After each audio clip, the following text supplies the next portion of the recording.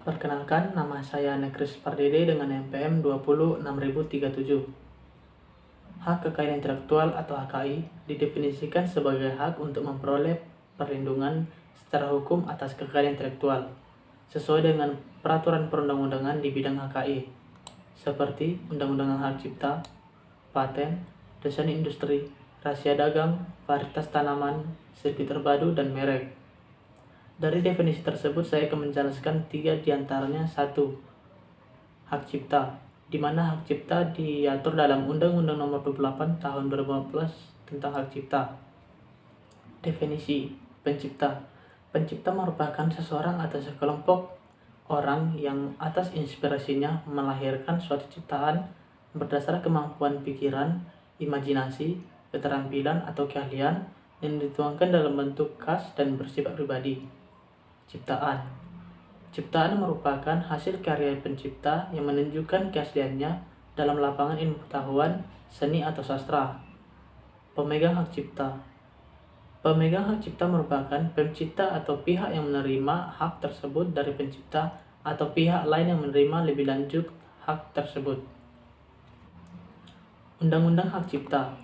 Hak cipta mempunyai hak eksklusif bagi pencipta atau penerima hak untuk mengumumkan atau memperbanyak ciptaannya atau memberikan izin untuk itu dengan tidak mengurangi pembatasan menurut peraturan undang-undang yang berlaku.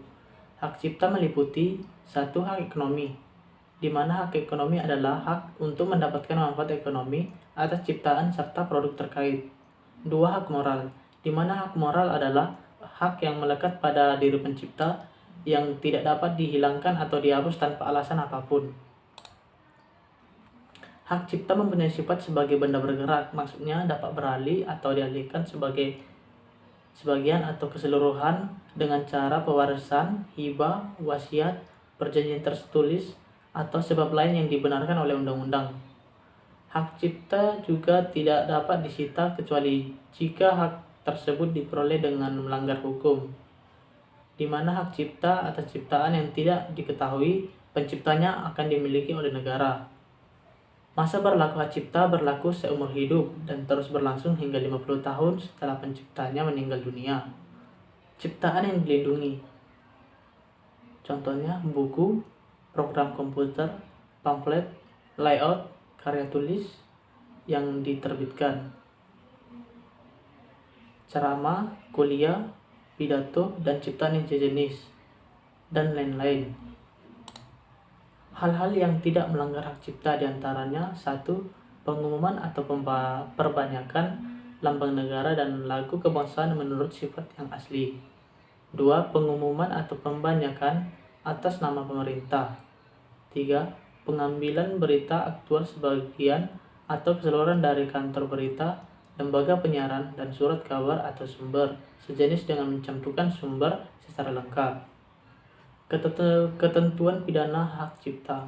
Hak eksklusif, hak yang hanya dimiliki oleh pemegang hak cipta sehingga tidak ada pihak lain yang boleh memanfaatkan seperti mengumumkan atau memperbanyak tanpa seizin pemegang hak cipta. Ketentuan bagi pelanggar. 1. Penjara minimal 1 bulan atau denda minimal 1 juta rupiah. 2. Penjara minimal 7 tahun atau dengan denda minimal 5 miliar rupiah. Di mana ada ukuran kuantitatif untuk menentukan pelanggaran hak cipta. Sulit diterapkan, maka lebih tepat penentuan pelanggaran hak cipta didasarkan pada ukuran kuantitatif. Yang kedua, merek, di mana merek diatur dalam Undang-Undang Nomor 20 Tahun 2016. Definisi, merek adalah suatu tanda yang berupa gambar, nama, kata, huruf-huruf, angka-angka, susunan warna, atau kombinasi dari unsur-unsur tersebut yang memiliki daya pembeda dan digunakan dalam kegiatan perdagangan barang dan jasa. Daya pembeda adalah kemampuan untuk digunakan sebagai tanda yang dapat membedakan hasil perusahaan yang satu dengan perusahaan yang lain. Fungsi merek: 1. Sebagai tanda pengenal. 2. Sebagai alat promosi. 3. Sebagai jaminan atas mutu barangnya. Maksudnya adalah penunjuk asal barang jasa yang dihasilkan. Hak atas merek, hak eksklusif yang diberikan negara kepada pemilik merek yang terdaftar dalam daftar umum merek untuk jangka waktu tertentu untuk menggunakan sendiri merek tersebut atau memberikan izin kepada orang lain untuk menggunakannya. Pemohon pendaftaran merek, orang perseorangan, 2 badan hukum, 3 beberapa orang atau badan hukum atau pemilik bersama atau merek kolektif.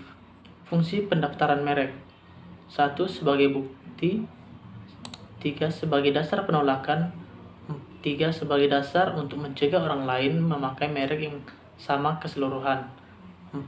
Persamaan pada pokok merupakan kemiripan yang disebabkan oleh adanya unsur-unsur yang menonjol antara merek yang satu dengan yang lain. Waktu dan perpanjangan merek: 1. Merek terdaftar terdapat perlindungan hukum untuk jangka waktu 10 tahun sejak tanggal penerimaan dan jangka waktu tersebut diperpanjang.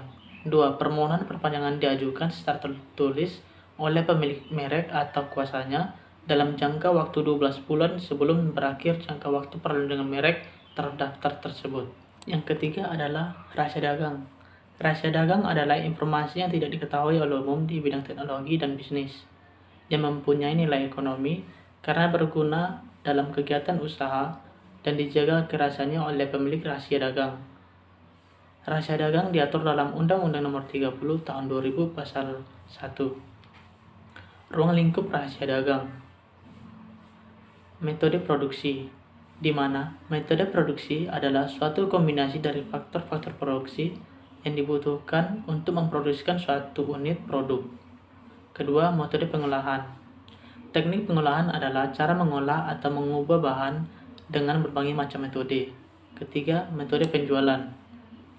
Metode penjualan adalah sebuah panduan yang berisi bagaimana cara untuk melakukan tindakan yang tepat dalam tahap-tahap penjualan produk.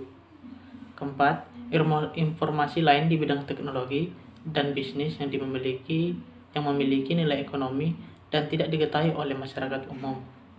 Perlindungan rahasia dagang. Untuk memperoleh perlindungan hak rahasia dagang, tidak perlu melalui proses pendaftaran ke Direktorat Jenderal HKI. Rahasia dagang mendapat perlindungan apabila 1. Bersifat rahasia, di mana apabila informasi tersebut hanya diketahui oleh pihak tertentu atau tidak diketahui secara umum oleh masyarakat. 2. Memiliki nilai ekonomi. Kerahasiaan informasi tersebut dapat digunakan untuk menjalankan kegiatan atau usaha yang bersifat komersial atau dapat meningkatkan keuntungan secara ekonomi. Ketiga, dijaga kerahasiaannya. Apabila pemilik atau pihak yang menguasai melakukan langkah-langkah yang layak dan patut. Lisensi. Izin diberikan oleh pemegang hak rahasia dagang kepada pihak lain melalui suatu perjanjian berdasarkan pada pemberian hak untuk menikmati manfaat ekonomi dari suatu rahasia dagang yang diberi perlindungan dalam jangka waktu tertentu. 1. Perjanjian lisensi wajib dicatatkan pada Direktorat Jenderal Hak Kekayaan Intelektual serta biayanya. Kedua, perjanjian lisensi yang tidak dicatatkan tidak mempunyai akibat hukum pada pihak ketiga. 3. Diumumkan pada berita resmi rahasia dagang. Pengalihan rahasia dagang. 1. Pewarisan. 2. Hibah. 3. Wasiat. 4. Perjanjian tertulis. 5. Sebab lain yang dibenarkan oleh undang-undang. Pelanggaran rahasia dagang.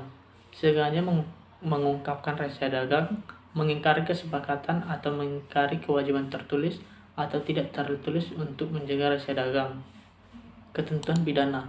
Sanksi pidana yang dikenakan terhadap pihak yang dengan sengaja dan tanpa hak menggunakan rahasia dagang pihak lain atau dengan sengaja mengungkapkan rahasia dagang pihak lain dipidana dengan pidana penjara paling lama 2 tahun atau denda paling banyak 300 juta.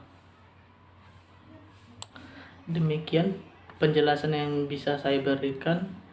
Jika ada kesalahan kata yang kurang sempurna, mohon dimaafkan. Terima kasih.